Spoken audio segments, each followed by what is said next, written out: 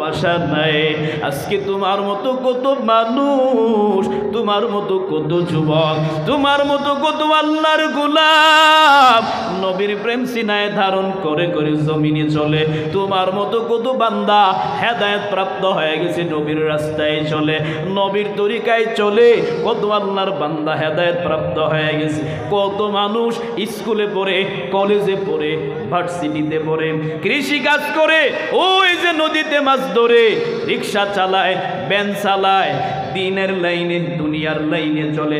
আবার বান্দা দিনের লাইনেও চলে, নামাজ পড়ে, সুন্নতের দাড়ি আছে, লম্বা জামা পরে, পাগড়ি পরে। এমন আল্লাহর বান্দা মিথ্যা বলার দরকার নাই, সত্যি বলেন আছে না নাই? আরো জোরে বলেন আছে না নাই? তুমি কেন পারবা না রে যুবক? আল্লাহ যদি বলেন আমারও বান্দা পারল, তুমি কেন পারলা না?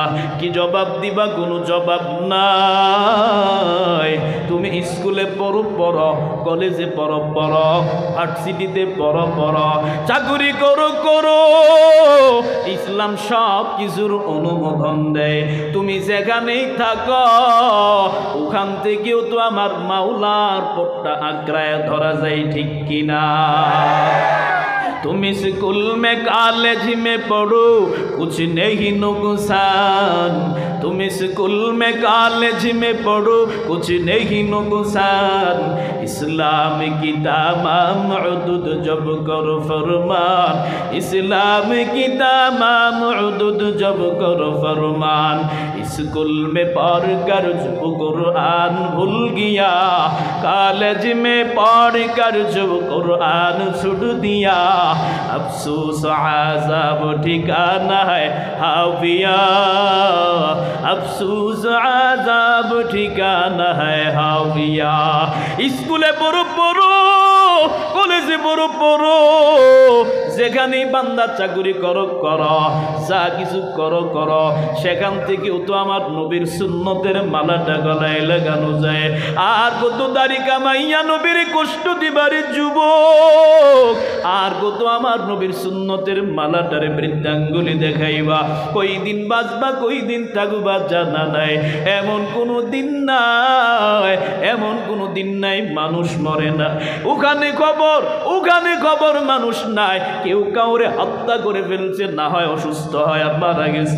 ডানে বামে তাকাও, দেখো কত আল্লাহর বান্দারা নাই।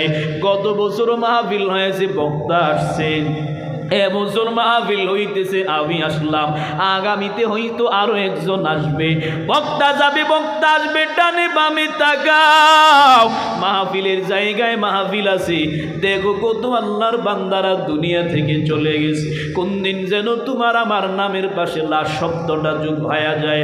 ওই দিন আসার আগে আগে বাবা নিজেকে সংশোধন করে নাও, নিজেকে আমলওয়ালা বানাও, খাঁটি একজন সুন্নির পরিচয় দিয়া মরার চেষ্টা করো।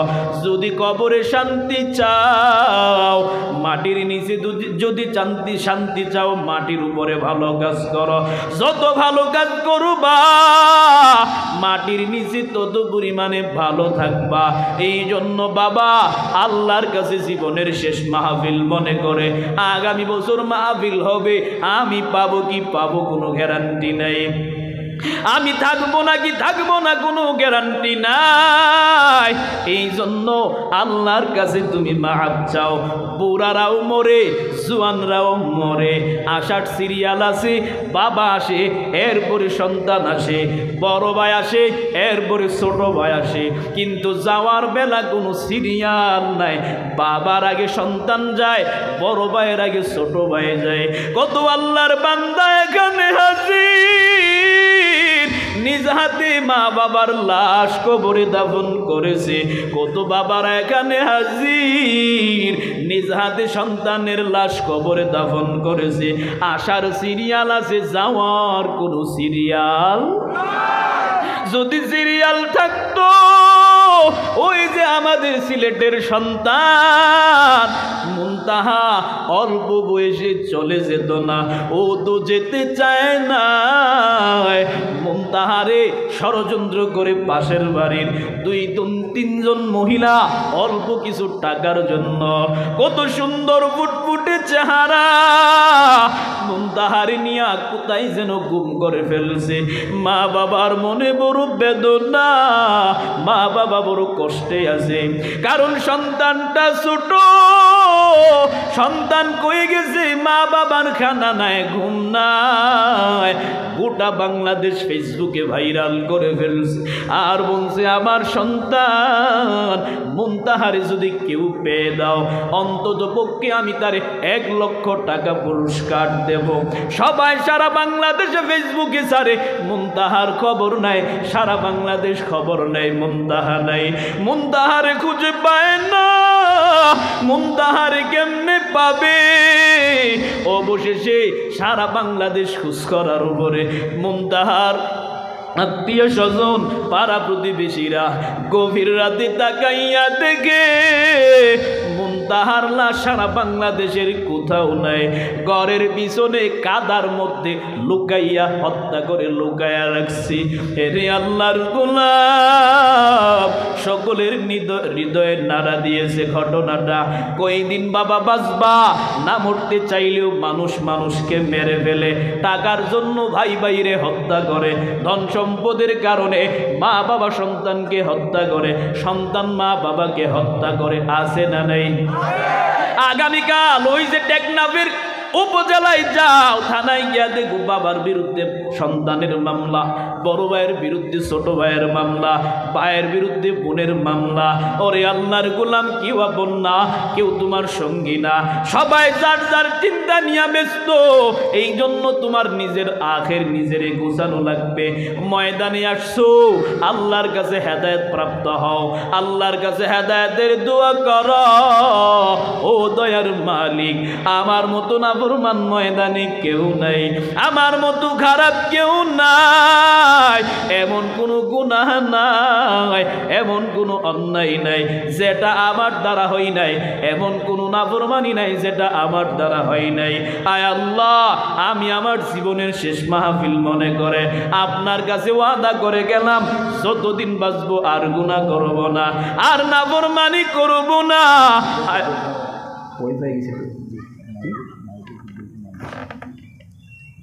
আর গুনাহ করব না, নাফরমানি করব না, অন্যায় করব না।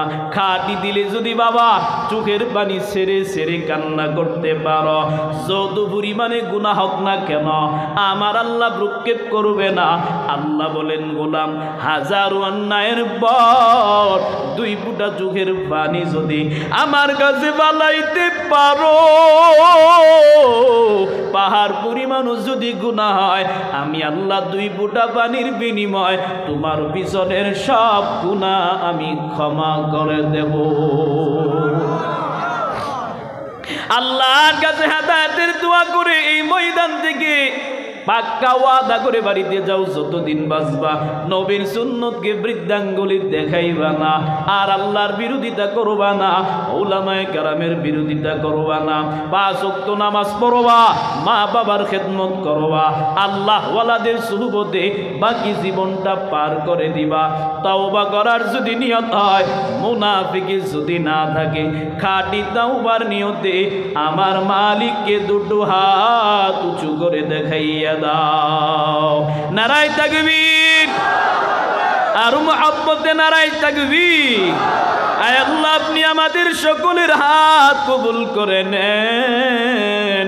তওবা করতেছি, আর নাফরমানি করব না, অন্যায় করব না।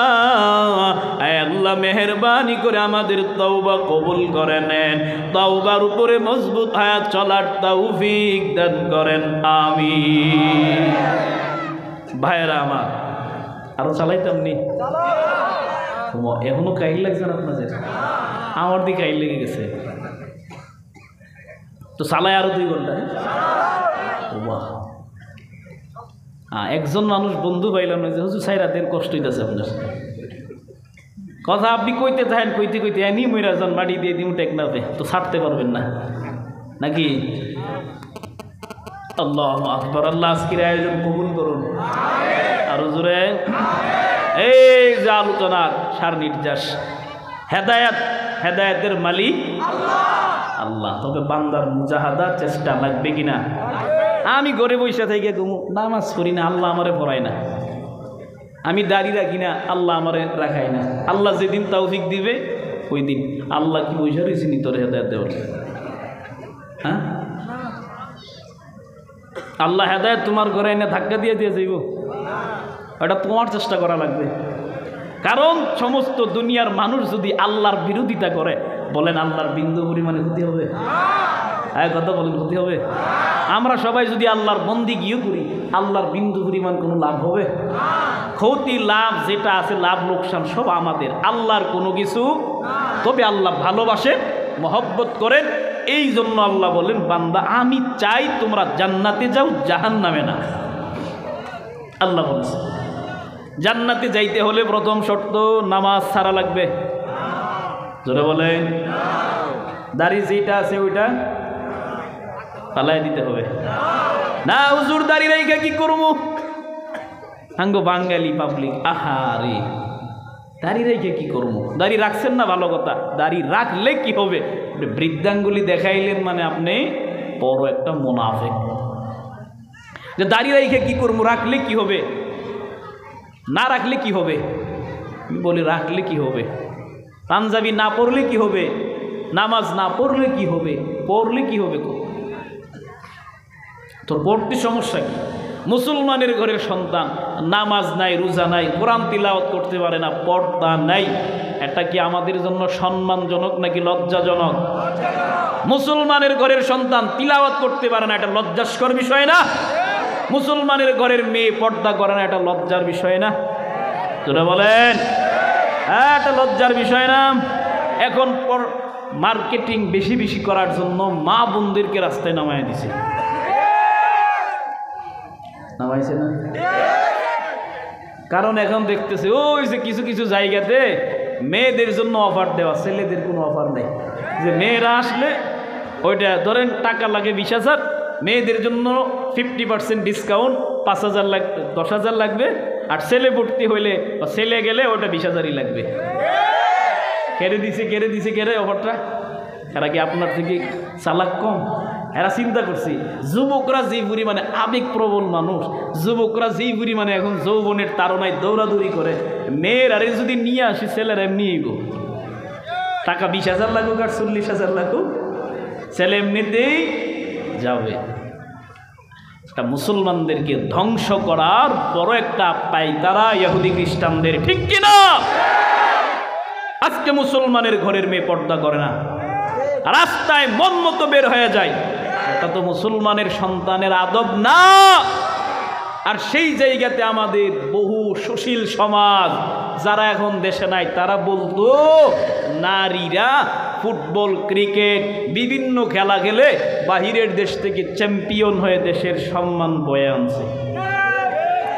সম্মান বয়ে আনছে।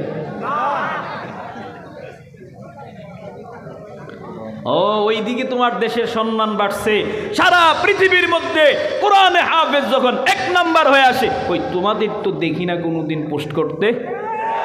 আসল কথা হলো তোমরা হুজুর বিদ্বেষী না, তোমরা ওই নারী বিদ্বেষী না, তোমরা প্রকৃত পক্ষে চাও এই বাংলার জমিনে ইসলাম যেন কায়েম না হয়। ইসলাম যদি কায়েম হয়ে যায়, তোমাদের চাঁদাবাজি, টেন্ডারবাজি, ডাকাতি, চুরি করা, রাহজানি, খুন করা, জনগণের হক নষ্ট করা সব অটোমেটিক বন্ধ হয়ে যাবে। এই জন্য তোমরা চাও বাংলাদেশে ইসলাম কায়েম না হোক। তোমরা ভালো করে কান খুলে শুনে নাও, যতদিন পর্যন্ত উলামায়ে আহলে হক দেওবন্দের সন্তানেরা জমিনে আছে, তাওহীদি জনতা যতদিন পর্যন্ত উলামায়ে কারামের সাথে আছে, তোমরা কোনোদিন এই বাংলাদেশ থেকে ইসলাম নামক ধর্মটাকে মুছে দিতে হাজারো চেষ্টা করলে পারবে না, বরং বাংলার জনগণ জুতা দিয়া তোমাদেরকে বেরিয়ে তারা করবে। যতই স্বপ্ন দেখো কোনো লাভ হবে। আজকে মুসলমানের সন্তানরে মার্কেটিংয়ের জন্য নামায় দিছে। একটা ব্যবসা করবে, ওখানেও নারী, মার্কেট ওখানেও নারী, সব জায়গাতে নারী। বলেন পর্দা করা পুরুষের জন্য ফরজ নাকি নারীরাও আছে? জোরে বলেন। যাদের বউ পর্দা করে না, যাদের বউ পর্দা করে না, অন্যের সামনে মুখ খোলা অবস্থায় চলে, তারা বুঝাইতে চায় বউটা আমার একানা সবার, বউটা আমার একানা। এলাকাবাসীর একটা হক আছে না? হ্যাঁ, আমার বউ আরেকজনে দেখবো, এটা তো আমারই মেজাজ খারাপ হয়ে যাবে, আমার বউ দেখতো কেমন। আর কয় ইসলাম নাকি নারীরে সম্মান দিছে না। আফসোস, ইসলাম তো মা তোমরা বুঝলা না। ইসলাম তোমাদেরকে একেবারে রানীর মতো সম্মান দিয়েছে। ইসলাম ধর্মে যে পরিমাণে একটা নারীকে সম্মান দেওয়া হয়েছে অন্য কোনো ধর্মে দেওয়া হয় নাই। আজকে মুসলমানের ঘরের সন্তান নারী পর্দা করে না। আরে আমার বউ তো আমার ছোট ভাইও দেখে না, আমার ছোট ভাইয়ের বউ আমি দেখি না। আমাদের বন্ধু বান্ধব আছে না, এদের বউ আমরা দেখি না। কেন দেখবো? আমার বউ আরেকজন কেন দেখবো? আমি কেন দেখাইবো? আমার বউ কি কোনো পণ্য? বলে যারা এইরকম কাজ করে, এখন তো অনেক মা বাবা চায় আমার মেয়েটা ক্রিকেট খেলবে, ফুটবল খেলবে, হাডুডু খেলবে, রাস্তাঘাটে ওপেন বেপর্দা হয়ে চলাফেরা করবে। এই রকম স্বপ্ন অনেক মা বোনেরা দেখেনি, অনেক বাবারা দেখে। আল্লাহর হস্তে বাবা, রাত্র গভীর হয়ে গেছে, আপনাদের কাছে অনুরোধ, কোনো দিন সন্তান রে, ছেলে হোক মেয়ে হোক, আপনার দায়িত্ব। আলা কুল্লুকুম রাঈন ওয়া কুল্লুকুম মাসউলুন আন রাইয়াতিহি। আপনি দায়িত্বশীল, দায়িত্ব সম্পর্কে আল্লাহর কাছে কাঠগড়ায় আপনার দাঁড়াতে হবে। আপনার মেয়ে পর্দা করে না, আপনার ছেলে পর্দা করে না, আপনার মেয়ে দ্বীনের লেবাসে চলে না, সিরত সুরত কোনোটাই দ্বীনের নাই, আল্লাহর কসম ও একা জাহান্নামে যাবে না, আপনারে সাথে করেই নিয়ে যাবে। এই জন্য সন্তানকে জান্নাতি বানাতে চাইলে, নিজে জান্নাতি হতে চাইলে নিজের দায়িত্ব পালন করে সন্তানকে, মেয়েকে আগে পর্দাওয়ালা বানাও, তবেই ঘরে শান্তি আসবে। আমরা অনেকে মনে কষ্ট পাইতেছেন না? অনেকে মনে মনে কইতাছে, স্টেজে কইতাছে নাম এনে খালি আজকে নাকি? এই জন্য আলোচনা আর দীর্ঘায়িত হবে না। যারা আমরা আমাদের ছেলে মেয়েদেরকে বেপরোয়া অবস্থায় আমরা ছাইরা দিছি, এই কক্সবাজার আপনাদের পাশেই তো, কক্সবাজারে বহুত মেয়েরা ছেলে নিয়ে ঘোরাফেরা করে না? আমার বোন আরেক ছেলের সাথে বিয়ের আগে ঘুরবো কেন? আপনি কেমন বাবা? আপনার মেয়ে আরেকটা ছেলের হাত ধরে ঘুরে, আপনি কেমন বাবা আমারে বলেন? আপনি কেমন ভাই? আপনার বোন আরেকটা ছেলেরই নিয়ে অপরিচিত, বিবাহ হয় না, হারাম সম্পর্কে লিপ্ত হয়, কিভাবে কক্সবাজারে ঘুরে? ওটা কি আপনার লজ্জা লাগে না? আপনারা কেমন মা বাবার সন্তান বলেন আমাকে? বড় লজ্জার বিষয়। আল্লাহ আমাদেরকে হেফাজত করুন। আরো জোরে বলেন। সর্বোপরি আমরা দিনটাকে প্রাধান্য দেব, ধর্ম যেটা বলে সেটাই। আমার মতে, আমাদের শাইখুল হাদিস আল্লামা বশির শাহ হুজুর বলতেন, আমার মতে মত না, আল্লাহর মতে মত। আমার পথে পথ না, নবীর পথে পথ। আমার মতে মত না, আল্লাহর মতে। অনেক কিছু দেখা যাবে আপনার মানতে কষ্ট, কিন্তু ইসলাম এটারে মানতে বলেছেন, মানতে হবে। বুঝেন না বুঝেন, যুক্তিতে ধরে আর না ধরে মানার নামই হলো মুমিন। ইসলাম বলছে আগুনে ঝাঁপ দাও, প্রশ্ন নাই, সাথে সাথে আগুনে ঝাঁপ দেওয়ার নাম মুমিন। ইসলাম বলছে নদীতে ঝাঁপ দাও, কোনো প্রশ্ন ছাড়াই ঝাঁপ দেওয়ার নাম হলো মুমিন। যদি প্রশ্ন তুলো, বিশ্বাস না হয়, তবেই তুমি নাস্তিকের চেলা পেলা। আল্লাহ আমাদের বুঝার তৌফিক দান করুন। আরো জোরে বলেন। সর্বোপরি আমি আপনাদের কাছে দোয়া চাই, আমিও আপনাদের জন্য প্রাণ ভরে দোয়া করি। আমাকে যিনি দাওয়াত করেছেন, আল্লামা টেকনাফের কৃতি সন্তান হেফায়েতুল্লাহ শফিক দামাত বারাকাতুহু, হজরতে সফর সঙ্গী খাদেম মাওলানা আমিন সাহেব, আমার অত্যন্ত কাছের মানুষ। গত 1 বছর আগে মনে আপনাদের পাশে আসছিলাম, কোথাও এদিকে আশেপাশে। অনেক আল্লাহর বান্দারা গেছেন, জানেন। আজকেও আসছি, হয়তো হায়াত থাকলে আল্লাহ রিজিকে রাখলে আবারও আসতে পারি, নাকি আর জীবনে দাওয়াত দিবেন না? আল্লাহু আকবার। যাই হোক, সর্বোপরি সকলের জন্য দোয়া চাই। যারা আয়োজন করেছেন কমিটি, আমি প্রাণ ভরে দোয়া করি। যারা এর পিছনে যে যেভাবে সহযোগিতা করেছেন, 1 টাকা দিয়া, টাকা নাই পয়সা নাই, পরামর্শ দিছে, যে যেভাবে সহযোগিতা করেছে আল্লাহ পাক যেন কবুল করেন। এই মাহফিলকে জরিয়া করে আল্লাহ যেন আমাদের এই অত্র এলাকার জিন্দা মুর্দা সকলকে মাফ করে দেন, বলেন আমিন। আজকের এই সবাই যত উলামায়ে কারাম কথা বলেছেন, আল্লাহ পাক ভুল ত্রুটি ক্ষমা করে সহি কথাগুলো আমল করার তৌফিক দান করেন, বলেন আমিন। দোয়া চাই, সুস্থতা কামনা করি, আমার জন্য দোয়া করবেন। এখানেই বিদায় নিচ্ছি, সকলে ভালো থাকুন। সুবহান রাব্বিকা রাব্বিল ইজ্জাতি আম্মা ইয়াসিফুন ওয়া সালামুন আলাল মুরসালিন ওয়ালহামদুলিল্লাহি রাব্বিল আলামিন। আসসালামু আলাইকুম ওয়া রাহমাতুল্লাহ।